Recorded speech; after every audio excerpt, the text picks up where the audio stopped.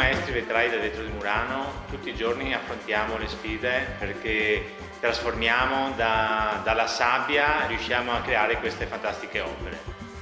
Il nostro lavoro è molto simile al lavoro dello sportivo perché tutti i giorni richiede sacrifici, tutti i giorni richiede molta costanza e molto allenamento, perché anche per fare l'artigiano bisogna continuamente mantenersi in forma e sperimentare quotidianamente. Le Olimpiadi del 2026 saranno un'ottima occasione per poter mostrare al mondo il territorio veneto. Noi artigiani sfrutteremo l'occasione per far vedere al mondo quello che sappiamo fare e far vedere il vero vetro artistico di Murano. Noi artigiani, col nostro lavoro, ogni giorno portiamo la fiaccola delle Olimpiadi.